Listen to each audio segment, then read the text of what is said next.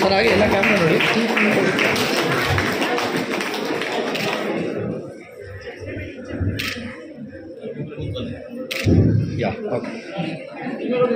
ಗಣ್ಯರೆಲ್ಲರೂ ಕುವೆಂಪುರವರು ಮತ್ತೆ KS ರಾಮಯ್ಯರವರು ಮತ್ತು ಸ್ವಾಮೀಜಿಯವರ ಫೋಟೋಗೆ ಪುಷ್ಪಾರ್ಚನೆ ಮುಖ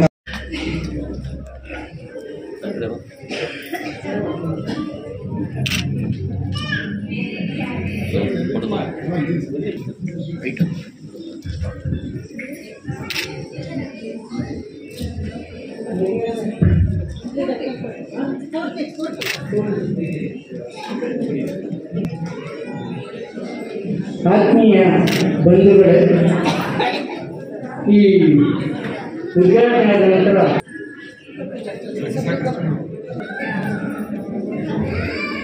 ಆತ್ಮೀಯ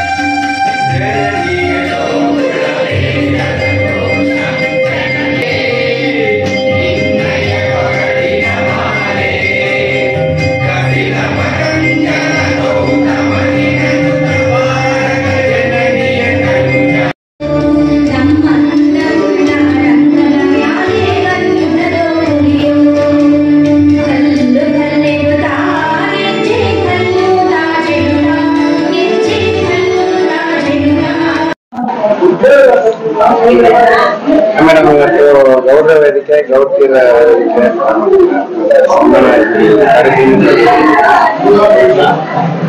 ಈ ದಿನ ನಾವು ಗೌಡರ ವೇದಿಕೆ ಅಂತ ಒಂದು ಯುವಕರ ಮತ್ತು ಯುವತಿಯರ ತಂಡವನ್ನ ನಾವು ಉದ್ಘಾಟನೆ ಮಾಡಿದೀವಿ. ನಮ್ಮದು ಗೌಡತಿಯರ ಸೇನೆ, ನಾನು ರಾಜ್ಯಾಧ್ಯಕ್ಷೆ ರೇಣುಕಾ ಭಕ್ತರಲ್ಲಿ.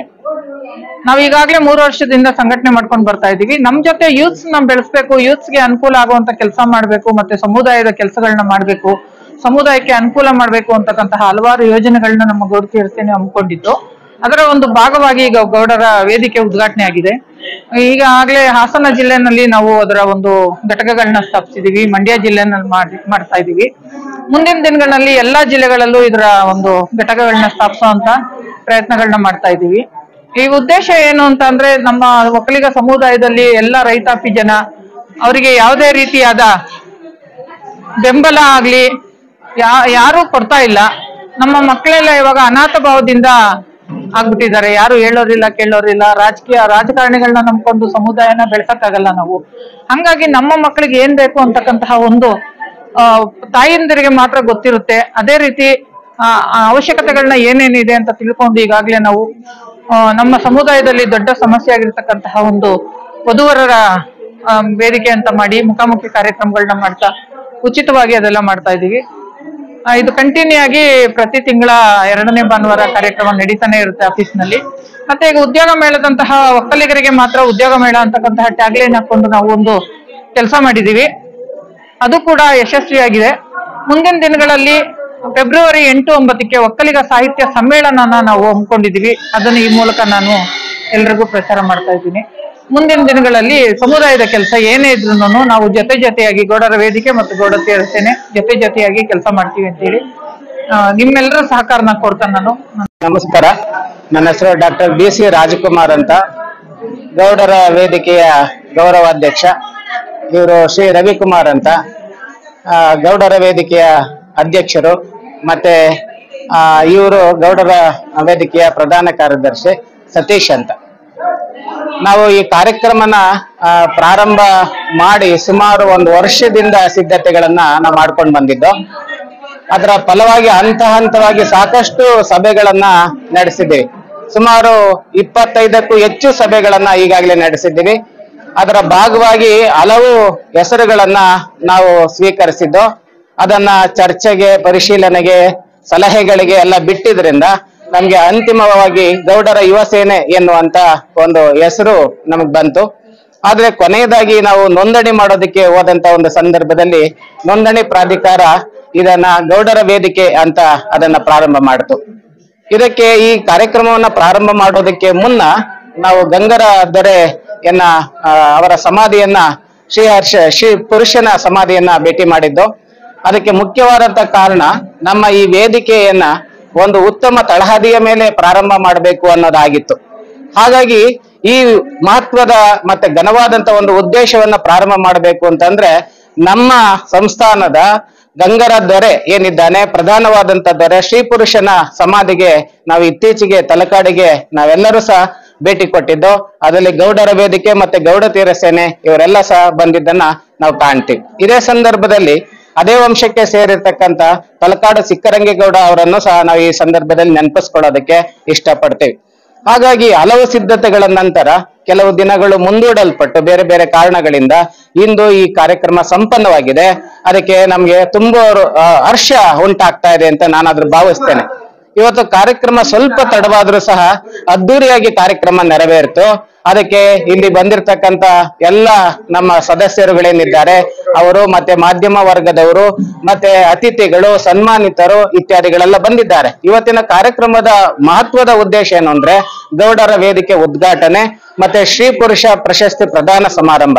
4ವರೆಗೆ ನಾವು ಶ್ರೀ ಪುರುಷ ಪ್ರದಾನವನ್ನ ಮಾಡಿದ್ದೇವೆ. ಇದು ಮುಂದಿನ ಪ್ರತಿ ವರ್ಷ ಈ ಕಾರ್ಯಕ್ರಮ, ಸನ್ಮಾನ ಕಾರ್ಯಕ್ರಮ, ಪ್ರಶಸ್ತಿ ಪ್ರದಾನ ಕಾರ್ಯಕ್ರಮಗಳು ಪ್ರತಿ ವರ್ಷ ಹೀಗೆ ನಡ್ಕೊಂಡು ಹೋಗ್ತಾ ಇದೆ. ಹಾಗಾಗಿ ನಮ್ಮ ವೇದಿಕೆಯ ಎಲ್ಲ ಸ್ವಯಂ ಸೇವಕರು ಬಹಳ ಕಷ್ಟಪಟ್ಟು ಈ ಕಾರ್ಯಕ್ರಮವನ್ನ ಸಂಪನ್ನಗೊಳಿಸಿದ್ದಾರೆ. ಇದಕ್ಕೆ ಬೇಕಾಗಿರ್ತಕ್ಕಂಥ ಆರ್ಥಿಕ ಸಂಪನ್ಮೂಲಗಳನ್ನ ಕ್ರೋಢೀಕರಣವನ್ನ ಮಾಡೋದ್ರಲ್ಲಿ ಬಹಳಷ್ಟು ಶ್ರಮಿಸಿದ್ದೇವೆ. ಹಾಗಾಗಿ ಗೌಡರ ವೇದಿಕೆ ಮತ್ತೆ ಗೌಡತೀರ ಸೇನೆ ಎಲ್ಲರೂ ಸಹ ಸಮಭಾಗಿಗಳಾಗಿ ಈ ಕೆಲಸವನ್ನ ಮಾಡಿದ್ದೇವೆ. ಮುಂದಿನ ದಿನಗಳಲ್ಲಿ ಇಂಥದೇ ಒಂದು ಪ್ರಯತ್ನಗಳ ಮೂಲಕ ಸಾಕಷ್ಟು ಯಶಸ್ಸನ್ನ ತಂದುಕೊಳ್ಬೇಕು ಎನ್ನುವಂತ ಒಂದು ಪ್ರಯತ್ನ. ಬಹಳ ಪ್ರಧಾನವಾಗಿ ಏನು ಅಂತ ಅಂದ್ರೆ ಗೌಡರಿಗೆ ಒಂದು ವೇದಿಕೆಯನ್ನ ಕೊಡಬೇಕು ಅಂತ. ಸಾಧಕರು ಅಥವಾ ಸನ್ಮಾನಿತರು ಅಥವಾ ದುರ್ಬಲ ವರ್ಗ ಇರ್ತಕ್ಕಂಥವ್ರು, ಶೋಷಣೆಗೆ ಒಳಗಾಗಿರ್ತಕ್ಕಂಥವ್ರು, ಸಂಕಷ್ಟದಲ್ಲಿರ್ತಕ್ಕಂಥವ್ರು, ಮಕ್ಕಳು, ವಿದ್ಯಾರ್ಥಿಗಳು, ಹೆಣ್ಣು ಮಕ್ಕಳು, ಇಂಥವ್ರಿಗೆಲ್ಲ ಒಂದು ವೇದಿಕೆಯನ್ನ ಕಲ್ಪಿಸ್ಕೊಡೋದ್ರ ಮೂಲಕ ನಾವು ಈ ವೇದಿಕೆಗೆ ಒಂದು ಅರ್ಥವನ್ನ ತಂದುಕೊಡುವಂತ ಒಂದು ಪ್ರಯತ್ನವನ್ನ ಮುಂದಿನ ದಿನಗಳಲ್ಲಿ ಮಾಡ್ತೇವೆ.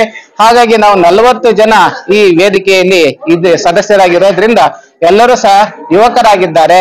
ಅದರ ಮಾರ್ಗದರ್ಶನವನ್ನ ನಮ್ಮಂತ ಹಿರಿಯರು ಮಾಡ್ತಾ ಇದ್ದೀವಿ. ಹಾಗಾಗಿ ನಮ್ಮೆಲ್ಲ ವೇದಿಕೆಯ ಸದಸ್ಯರಿಗೆ ಈ ಮೂಲಕ ನಾನು ಅಭಿನಂದನೆಗಳನ್ನ ಯಶಸ್ವಿಯಾಗಿ ಎಲ್ರಿಗೂ ನಮಸ್ಕಾರ. ನಾನು ಸತೀಶ್ ಚಂದ್ರೇಗೌಡ ಅಂತ, ಗೌಡರ ವೇದಿಕೆ ಪ್ರಧಾನ ಕಾರ್ಯದರ್ಶಿ, ರಾಜ್ಯ ಪ್ರಧಾನ ಕಾರ್ಯದರ್ಶಿ. ಈ ಸಂಘಟನೆಗೆ ಮುಖ್ಯವಾಗಿ ಈ ಸಂಘಟನೆ ಹುಟ್ಟಬೇಕು ಅನ್ನೋದಕ್ಕೆ ಮುಖ್ಯ ಕಾರಣಕರ್ತರು ಬಿ ಕೃಷ್ಣೇಗೌಡರು. ಗೌಡತೀಯರ ಸೇನೆ ಸಂಸ್ಥಾಪಕರು ಏನಿದ್ದಾರೆ ಅವರು ಬಿ ಕೃಷ್ಣೇಗೌಡರು. ಅವರು ಈ ಇಳಿ ವಯಸ್ಸಿನಲ್ಲಿ ಅವರ ಶ್ರಮ, ಗೌಡತೀಯರ ಸೇನೆ ರಾಜ್ಯಾಧ್ಯಕ್ಷರಾದಂತ ರಣಕಾಟಿ ಭಕ್ತರಹಳ್ಳಿ ಅವರ ಸಹಕಾರ, ನಮ್ಮ ಎಲ್ಲ ಯುವಕರ ತಂಡ, ಹಿರಿಯರಾದಂತ ಡಾಕ್ಟರ್ ಬಿ ಸಿ ರಾಜ್ಕುಮಾರ್ ಅವರ ಮಾರ್ಗದರ್ಶನ, ಅಧ್ಯಕ್ಷರು ರವಿಕುಮಾರ್ ಅವರ ಶ್ರಮ, ಎಲ್ಲರ ಪರಿಶ್ರಮದಿಂದ ಇವತ್ತು ಈ ಸಂಘಟನೆ ಹುಟ್ಟಾಕಿದೆ. ಈ ಸಂಘಟನೆ ಮುಖ್ಯ ಉದ್ದೇಶ ಏನಪ್ಪಾ ಅಂದ್ರೆ ನಮ್ಮ ಸಮುದಾಯದವರಿಗೆ ಒಂದು ಅವೇರ್ನೆಸ್ ಕ್ರಿಯೇಟ್ ಆಗ್ಬೇಕು.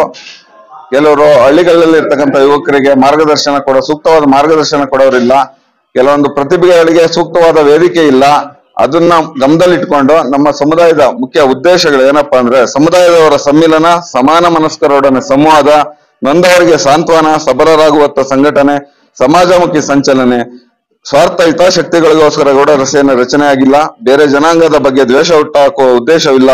ಹಣ ಸಂಪಾದನೆ ಗೌಡರ ಸೇನೆಗೆ ಅನಿವಾರ್ಯವಲ್ಲ ಎಂಬ ಉದ್ದೇಶಗಳನ್ನ ಇಟ್ಕೊಂಡು ನಮ್ಮ ಸೇನೆ ಹುಟ್ಟಿದೆ. ಇದನ್ನ ನಾವು ಮುಂದುವರಿಸ್ಕೊಂಡು ಹೋಗಿ ನಮ್ಮ ಶಕ್ತಿಗನುಸಾರವಾಗಿ ನಾವು ಸೇವೆ ಮಾಡ್ಬೇಕು ಅನ್ನೋದೇ ನಮ್ಮ ಮುಖ್ಯ ಉದ್ದೇಶ.